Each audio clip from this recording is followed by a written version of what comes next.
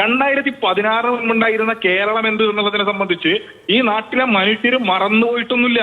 നിങ്ങൾ ഇവിടെയുള്ള ആളുകൾക്കാകെ അൽസിമേഴ്സ് ബാധിച്ചു എന്ന ധാരണയിലാണ് ചില കോൺഗ്രസിന്റെ നേതാക്കൾ ഇപ്പൊ പൊതുസമൂഹത്തിനകത്ത് ഇറങ്ങി നിന്ന് ഈ വക വർത്തമാനം പറയുന്നത്.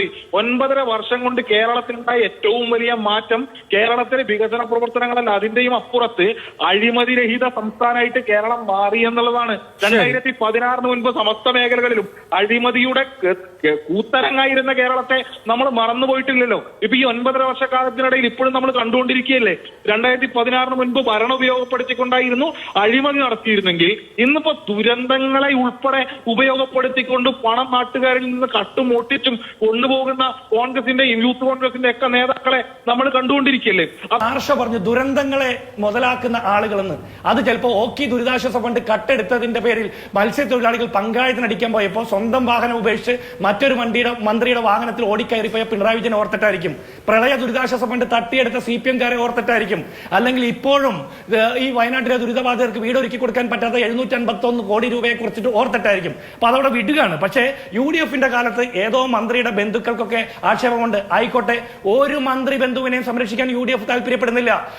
ശബരിമലയിൽ നിന്നല്ല ഏത് വിശ്വാസികളെയും കൊള്ളയടിക്കുന്ന ഒരുത്തന്റെയും രാഷ്ട്രീയ അട്ടിപ്പേരെടുക്കാൻ UDF-നോ കോൺഗ്രസിനോ താല്പര്യമില്ല. പക്ഷെ ഒരു കാര്യം ചോദിക്കാനുണ്ട് അഭിലാഷേ, ഈ 9.5 വർഷക്കാലമായിട്ട് പിണറായി വിജയൻ കേരളം ഭരിക്കുമ്പോൾ, പിണറായി വിജയന്റെ നേതൃത്വത്തിലുള്ള സർക്കാരിന്റെ ദേവസ്വം വകുപ്പും ദേവസ്വം ബോർഡും ഭരിക്കുമ്പോൾ എന്തുകൊണ്ട് ഒരു നടപടിയിലേക്ക് മുന്നോട്ട് പോകുന്നില്ല? ഈ ആഭ്യന്തര വകുപ്പിന് അതിന് പോലും കഴിവില്ലേ? UDF-ന്റെ കാലത്ത് ആരെങ്കിലും വ്യക്തിപരമായി നടത്തിയിട്ടുള്ള കള്ളങ്ങൾ അല്ലെങ്കിൽ കൊള്ളകളെ പോലും കണ്ടുപിടിക്കാൻ അല്ലെങ്കിൽ അതിന് നടപടികൾ സ്വീകരിക്കാൻ പോലും കഴിവില്ലാത്തവരാണ് ഇവർ. എങ്കിൽ അതിനും പോലും കഴിവില്ലാത്തവരാണെന്ന് ഇവർ സമ്മതിക്കണം. ഇനി അതിനപ്പുറത്ത് ഈ 9.5 വർഷക്കാലത്തിനിടയിൽ അതിനു മുമ്പ് വ്യക്തികൾ നടത്തിയ കൊള്ളയാണെങ്കിൽ ഇന്ന് ഒരു സംഘം തന്നെ ഒന്നിച്ച് അമ്പലക്കൊള്ള നടത്തുന്നു. ഒരു ദേവസ്വം ബോർഡിലെ മുഴുവൻ ആളുകളും പ്രതിയേർക്കപ്പെടുന്നു. ദേവസ്വം ബോർഡ് പ്രതിയേർക്കപ്പെടുക എന്ന് പറഞ്ഞാൽ CPM എന്ന് പറഞ്ഞ പാർട്ടിയും ഈ മുന്നണിയുമാണ് പ്രതിയേർക്കപ്പെടുന്നത്. ഈ മുന്നണിയുടെ നോമിനികളാണ് ദേവസ്വം ബോർഡിൽ വരുന്നത്. അപ്പോൾ ഒരു കൂട്ടം വ്യക്തികൾ, ഒരു മുന്നണി, ഒരു സംവിധാനം മൊത്തം അമ്പലക്കൊള്ളന്മാരുടെ നേതൃത്വത്തിലേക്ക് വന്നു എന്നാണ് ഹൈക്കോടതിയുടെ നിരീക്ഷണം. ഒന്നാമത്തെ കാര്യം. രണ്ടാമത്തത്, 2016 ശേഷം കേരളത്തിലുണ്ടായ വലിയ വിസ്മയകരമായിട്ടുള്ള മാറ്റങ്ങളെ കുറിച്ചിട്ടാണ് ആർഷ പ്രസംഗിച്ചത്. ആ വിസ്മയകരമായ മാറ്റത്തിലാണ് ഈ സാധാരണക്കാരുടെ കഞ്ഞിപ്പാത്രത്തിൽ നിന്നോട്ട് ശബരിമല ശാസ്താവിന്റെ സ്വർണ്ണപ്പാളി വരെ കൊള്ളയടിക്കുന്ന രീതിയിലേക്കുള്ള അമ്പലക്കള്ളന്മാരുടെ മേന്മയിലേക്ക് ഇവർ വളർന്നു എന്നുള്ളതാണ് ഈ വിസ്മയകരമായ മാറ്റം. ഇനി അടുത്തത് അദ്ദേഹം പറയുന്നത് എന്താ, ഈ ഇവിടെ ഹസ്കർ പറഞ്ഞത് ഇത് അഴിമതി, ഈ LDF ഭരിച്ചപ്പോൾ അഴിമതി ഒന്നും നടന്നിട്ടില്ലെന്ന്. പച്ചക്കറി വാങ്ങിയതിന്റെ പേരിൽ 1.5 കോടി അടിച്ചു മാറ്റി എന്നുള്ള ആക്ഷേപം കേൾക്കുന്നുണ്ട്.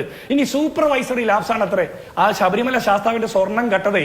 Supervisory labs.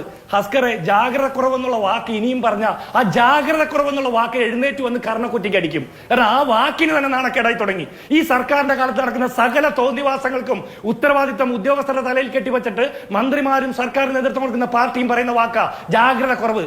ജാഗ്രത കുറവ്, ഇതുപോലെ ജാഗ്രത കുറവ് നിരന്തരം വരുന്ന ആളുകൾ എന്തിനാണ് ഭരണത്തിലിരിക്കുന്നത്? നിങ്ങൾക്ക് നല്ല പ്രതിപക്ഷമാകാനും നല്ല ഭരണപക്ഷമാകാനും സാധിക്കില്ല. ഇനി നിങ്ങൾ